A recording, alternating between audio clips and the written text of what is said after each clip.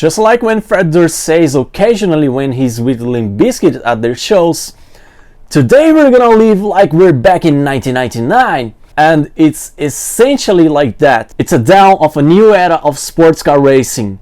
I never ever been excited just like this. I never ever been excited. I never saw a lot of manufacturers getting involved with. That's a new era of prototype racing. Prototypes running for 3, 6, 12, 24 hours of pure endurance racing. A new chapter for endurance racing has begun with this two rule set, different rule set, but aiming to race and compete against each other. I mean, to compete at the same class. They will race under the same class, but they are different rule set, but competing at the same class, fitting in the same class, you know? In this video, I'm gonna give you a tip of what is LMH and LMDh, what's the difference between them, and all the basic stuff you need to know about them, because I'm pretty sure you're gonna love this new era, this new chapter of sports car racing, just like I am. I'm in love with it already. So stay with me in this video. Welcome to Japanese Racing Cars on YouTube.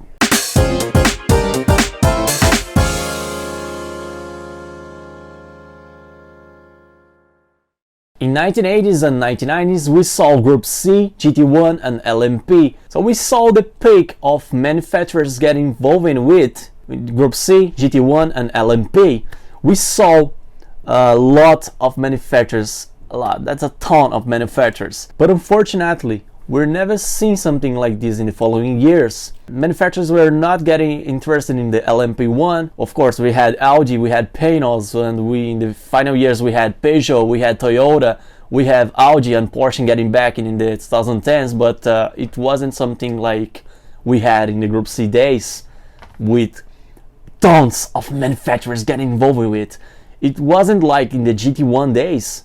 It wasn't something like that. Neither the magic and tradition of endurance races such as the Daytona 24 hours or the 24 hours of Le Mans attracted those manufacturers a lot because of the rule set that we had at the time. However, in 2021, a new rule set was born to the FIA WEC, the World Endurance Championship, the Hypercar, Le Mans Hypercar, LMH, replacing the faithful LMP1 cars. And in 2023, we're seeing a new rule set coming to the party, the LMDh, the Le Mans Daytona Hybrid, LMDh, replacing the Daytona Prototype International DPI from IMSA. The two rules were created in an agreement with ACO, the 24 Hours of Le Mans Bodies Organization, the FIA, and IMSA. And the main target of these two rule sets, the main target of this agreement was to attract more manufacturers to get involved with, or actually to race, both on the FIA WEC or in the IMSA WeatherTech Sports Car Championship. They can enter these two championships and choose what the rule set they want to play. It's basically two alternatives that the manufacturers can choose for to compete. They can choose whether to use the LMH formula or the LMDh. And most incredibly, they are different rule set, but they are set to race and compete against each other. They will compete at the same class, whether in the IMSA WeatherTech Sports Car Championship or in the FIA World Endurance Championship. Whatever the manufacturer use, LMH or LMDh, they will be competing at the same class. You have to know that. So you have a LMH or LMDh, that's good. If they race in the IMSA, they will be called a GTP. If they race in the WEC, they will be called Hypercar. So we have LMDh and we have LMH, and then we have GTP and we have Hypercar. Hypercar stands for the class that these cars, whether LMDh or LMH, will race at the FIA WEC. And GTP stands for the same thing, but to race at the IMSA. LMH and LMDh are the rule set. GTP and Hypercar are the class. IMSA and WEC are the championship that these cars are homologated to race. So what's the big deal here? What's the difference between an LMH and an LMDh? What's the big deal between them? What differs them from each other? What is an Le Mans Hypercar LMH and what is a Le Mans Daytona Hybrid LMDh? It's quite simple. An LMH stands for a bespoke chassis provided by the manufacturer. It can be hybrid or petrol-powered only. All the mechanic parts provided by themselves or selected partners by their own. No spec parts. It can be all-wheel drive or rear-wheel drive, and they have freedom in the body style.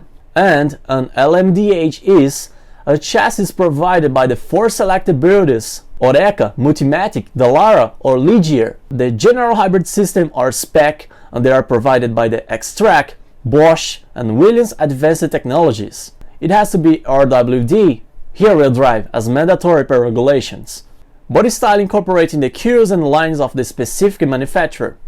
The LMH cars are around us since 2021, but several manufacturers are enjoying this rule set with their animals, like Peugeot with the 9X8, Ferrari with the 499P, Bicals under the brand name of Vanwall with their prototype, the Vanderwall 600. And more manufacturers are set to join the LMH formula in the future. The same can be said about LMDh cars. Today we have Porsche, we have Cadillac, we have Acura, we have BMW, with Alpine and Lamborghini set to join in 2024. So this is the basic difference between these two different wheel sets, but same class. An LMH is built by their own, without spec parts or something like that. It can be all-wheel drive or rear-wheel drive only. It can be moved by a hybrid system or not, petrol engine only. There's a freedom move right there, of course respecting the LMH regulations.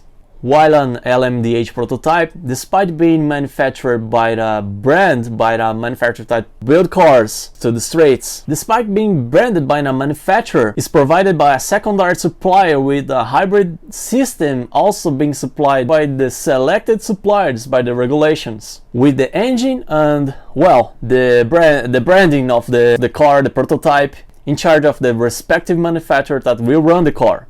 So these are the basic things that you need to know about LMH and LMDh prototypes. The Daytona 24 Hours is just around the corner, and I've decided to make this video, and that wasn't in the script, but I've decided to make this because, well, I'm a big fan of endurance racing.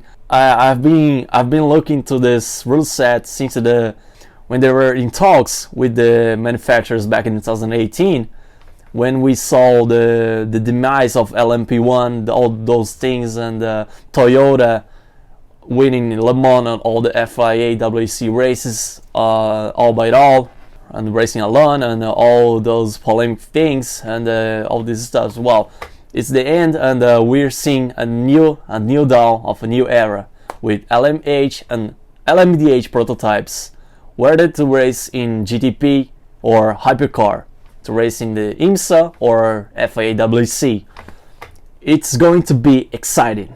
Let me know your thoughts and expectations of these two rule set, these two kind of cars, and these two type of regulations that will race together. I live in Japan, and I can't wait to see these two kind of categories, the LMH and LMDh, racing at the hypercar class in the 6 hours of Fuji.